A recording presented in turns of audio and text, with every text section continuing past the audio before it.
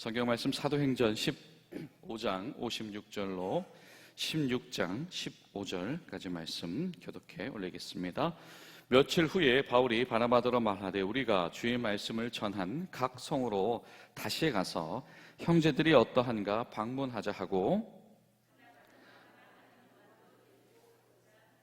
바울은 밤빌리아에서 자기들을 떠나 함께 일하러 가지 아니한 자를 데리고 가는 것이 옳지 않다 하여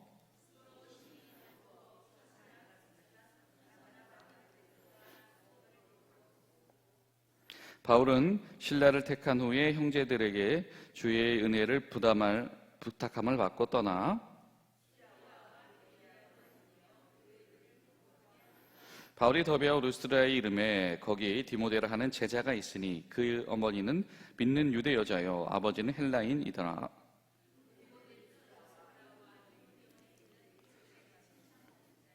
바울이 그를 데리고 떠나고자 할새 그 지역에 있는 유대인으로 말미암아 그를 데려다가 할례를 행하니 이는 그 사람들이 그의 아버지는 헬라인인 줄 다 알미러라.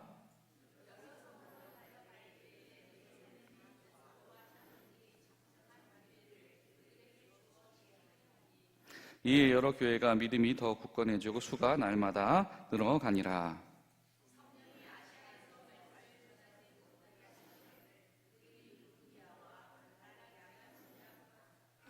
무시 앞에 이르러 비두니아로 가고자 애쓰되 예수의 영이 허락하지 아니하시는지라. 밤에 환상이 바울에게 보이니 마게도냐 사람 하나가 서서 그에게 청하여 이르되 마게도냐로 건너와서 우리를 도우라 하거늘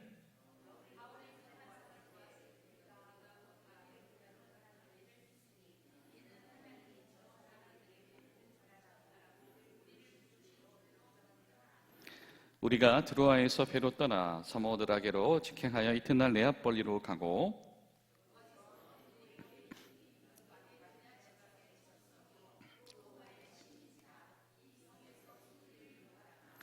안식일에 우리가 기도할 곳이 있을까 하여 문 밖 강가에 나가 거기 앉아서 모인 여자들에게 말하는데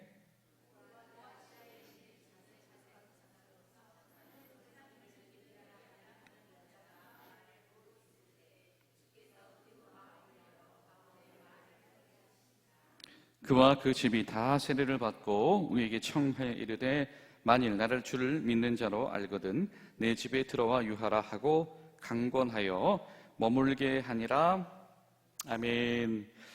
사랑하는 여러분, 오늘도 성령님의 인도하시는 가운데서 하나님께서 일하시는 새로운 역사, 하나님께서 일하시는 완전하신 인도하심에 저 여러분 가운데 임하게 되시기를 간절히 소망합니다.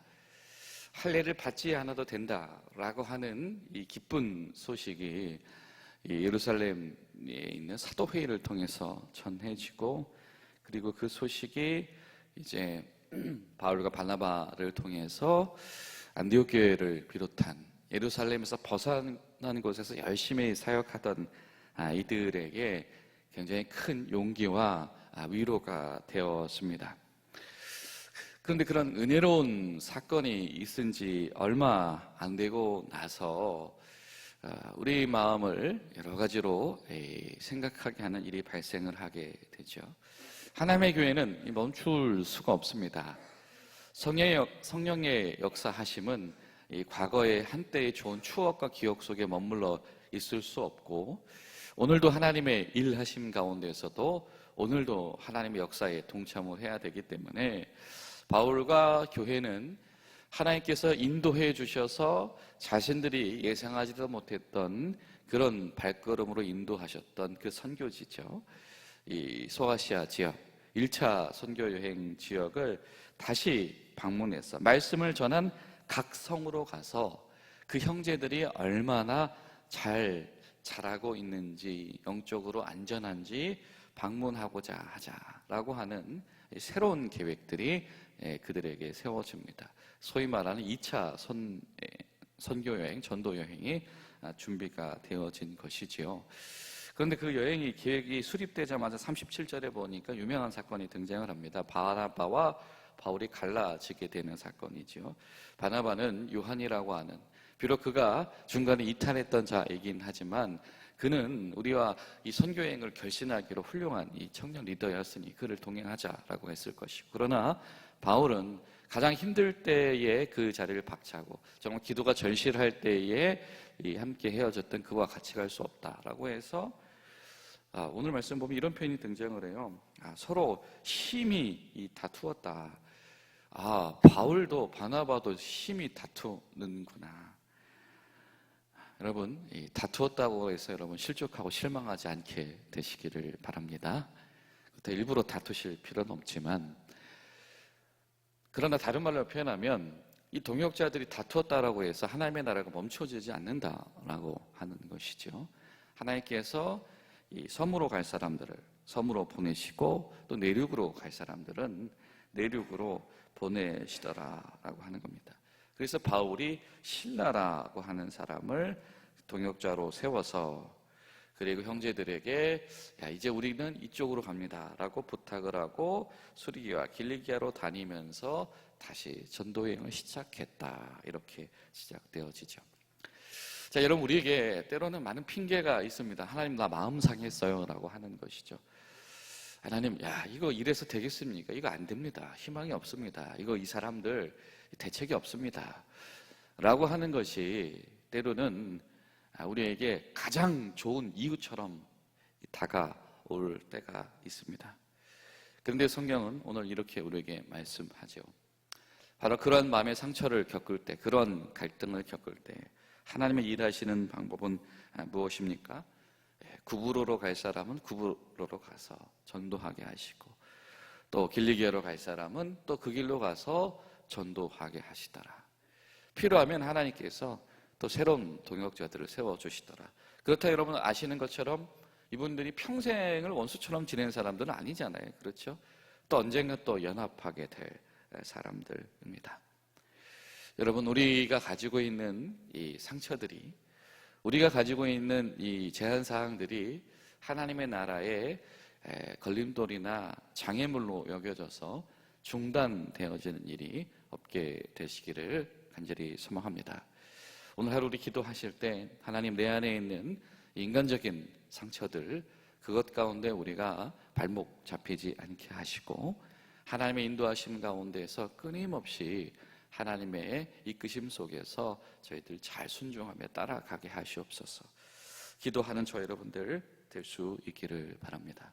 아마 그런 사도 바울을 위로하려고 하셨든지 바울이 더베와 루스드라라고 하는 이곳에서 어떤 일이 있었죠? 바울과 바나바를 마치 제우스와 헤르메스로 사람들이 추앙하려고 했다가 또 반대파에서는 이들을 살해하려고 거의 사람 다 죽기 일보 직전까지 돌로 내려쳤던 바로 그런 도시입니다. 아마 그런 큰 이 두 가지 소동이 있었다라고 한다면 인간적인 마음으로는 아마 가고 싶지 않았을 수도 있습니다. 그런데 이 바울의 2차 이 전도 여행은 바로 그곳을 방문하는 것으로부터 시작이 되어졌습니다. 거기에서 디모데라고 하는 유명한 이 청년, 바울에게는 영적인 아들이기도 하고 사실은 사명의 후계자이기도 하는 이 디모데를 만나게 됩니다. 나중에 이제 20장 4절을 보면 아마 그는 더베 사람이었던 것 같은데요. 그의 어떤 특징이 있다라고 하는데 오늘 말씀 뭐라고 얘기하죠? 그는 어머니는 유대 사람이고 아버지는 헬라인이었다. 또 디모데후서 1장을 보면 어머니 이름이 등장을 하죠. 어머니는 유니게고 또 할머니 이름도 등장합니다. 로이스였다. 이 할머니와 어머니를 통해서 이 성경의 전통을 배운 사람, 그리고 어떤 신앙의 유산을 물려받은 사람이 이 디모데였다라고 하는 겁니다. 그 디모데라고 하는 제자를 만나서 디모데는 근데 보니까 이미 어떤 사람이었습니까? 젊은이인데요. 루스드라와 이고니온에 있는 형제들 누구입니까? 교인들에게, 그렇죠? 세워진 교회 사람들에게 칭찬을 받는 사람이었다. 여러분, 이거보다 더 큰 위로가 어디 있을까요? 이 사도 바울이 이 두 번째 전도여행을 하고 싶은 마음이 들었을 때에 사실 인간적으로 큰 상처가 자리 잡았을 수도 있는데 사실 그 청년 때문에 상처받은 거잖아요. 그런데 하나님께서 또 다른 디모데라고 하는 새로운 청년을 통해서 위로하십니다. 그런데 이것은 어떤 정도의 위로입니까? 주님께서 이끄시는 대로 믿음의 씨앗을 뿌렸는데 그런데 정말로 그 씨앗이 잘 자라나서 이제는 동역자로 세워져 가고 있다라고 하는 감격인 것이죠. 여러분, 이것이 사실은 우리 선교지라고 하는 우리 군인교회 성도들에게 있는 하나님께서 주신 선물이고 우리에게 희망이고 또 우리 소망이 되기를 간절히 소망합니다. 여러분의 섬기시는 교회와 또 우리 군선교 현장을 통해서 뿌려진 믿음의 씨앗들을 통하여서 정말 언젠가 이 대한민국의 교회들에게 필요한 좋은 동역자들이 세워진다라고 하는 것, 이것이야말로 하나님께서 우리 군인교회 성도들에게 주시는 가장 큰 선물이고 또 위로이고 열매인 줄로 믿습니다. 우리 기도하실 때 하나님, 우리 군인교회를 통해서 정말 하나님의 때에 필요한 이 좋은 젊은 믿음의 동역자들이 많이 세워질 수 있도록 우리 군인교회 성도들이 부지런하게 믿음의 씨앗, 복음의 씨앗을 뿌리게 하시고 또 함께 보니까 이고니온에 있는 형제들, 교회 형제들이 그를 좋게 여겼다라고 하는 것은 그와 같은 공동체 생활하면서 같은 마음을 품었다라고 하는 거잖아요. 그런 젊은이들 가운데 좋은 믿음의 공동체들이 속해 있도록 도와주시옵소서. 우리가 그런 마음으로 기도하는 우리가 하루가 될 수 있기를 바랍니다. 자, 이런 생각을 해봤어요. 뭐냐면 이 디모데라고 하는 사람에게 이 어머니라고 하는 것이 어떤 의미였을까라고 하는 겁니다. 사실 사도 바울이 이례적인 행동을 해요. 이 디모데에게 할례를 받게 합니다. 왜냐하면 바울이 그를 떠나고 3절에 보면 바울이 그를 데리고 떠나고자 할새 그 지역에 있는 유대인으로 말미암아 그를 데려다가 할례를 행하니, 그러니까 그 지역에 있는 유대인들에게 선교하기 위해서 디모데에게 이 할례를 행했다.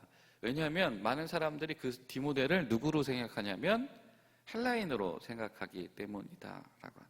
다른 말을 표현하면 안 해도 되는 이 할례를 이 선교적인 목적으로 굳이 강행했다. 이건 여러분, 바울이 사실은 이런 까닭 없이 이렇게 할례를 이렇게 이끌게 되는 경우는 거의 있지 않은 사례이죠. 그리고 직전에 무슨 결정이 있었습니까?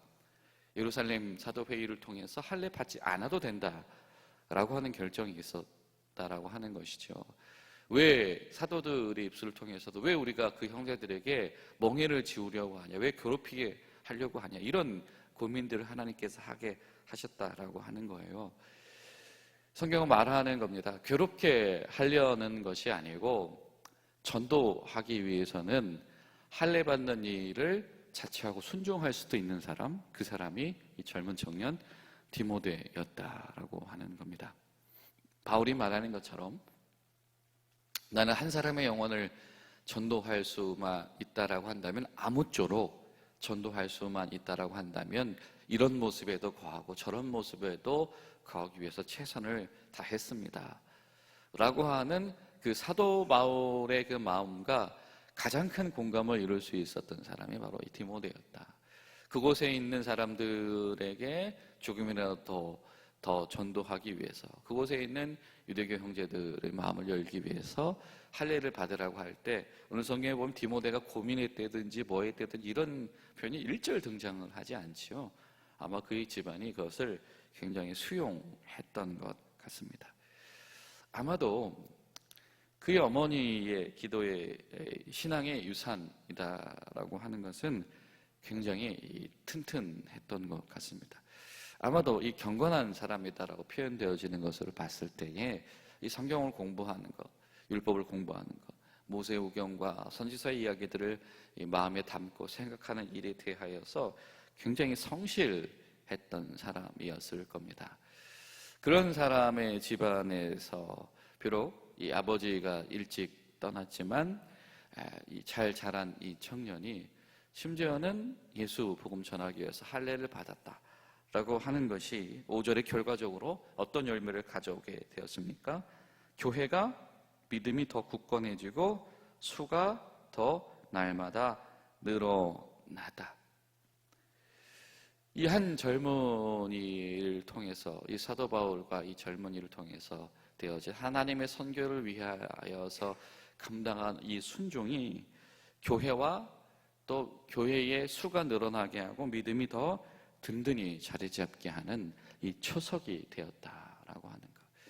여러분, 우리가 기도할 때 한 가지 더 기도할 것은, 아까 우리가 우리 교회에 좋은 동역자들이, 젊은이들이 세워지는 것을 위해서 기도했는데, 여러분, 그 젊은이들 위해서 기도할 때 우리가 더 심층적으로 기도할 것은 그냥 어떻게 선교에 참여하는 정도가 아니라 그들이 정말 깊은 마음으로 하나님 나라를 위하여서 섬기고 헌신하고 겸손히 참여하게 하셔서 교회의 수가 늘어나며 교회가 더 굳건해지고 건강해지는 일에 쓰임받는 정말 꼭 필요한 일꾼들 되게 하시옵소서. 우리가 그런 마음으로 기도할 수 있기를 바랍니다. 그리고 바울이 또 유명한 사건이죠. 기도하고 있는데 바울은 계속해서 이 지역을 더 깊게 사역하고 싶었던 것 같습니다. 저는 충분히 이해가 돼요. 지금 육지에 도착하자마자 이 디모데라고 하는 사람을 만났잖아요. 그러면 다른 마을들도 얼마나 가보고 싶었겠어요. 그렇죠? 다른 교회들도 얼마나 방문해보고 싶었겠습니까? 혹시라도 디모데 같은 또 다른 사람들이 있을 것 같지 않아요? 충분히 그런 기대들이 있을 겁니다. 그랬는데 성경은 이렇게 말씀하죠. 하나님께서 그를 이끄셔서 완전히 방향을 틀으셨다. 때로는 바울이 이렇게 성령 가운데서 이 직접적인 계획 가운데서 인도함을 받을 때가 있습니다. 그를 어디로 보내십니까? 마게도냐로 보내십니다. 비로소 기독교 역사상 본격적으로 교회를 통한 유럽 선교가 이제 시작이 되어지는 겁니다.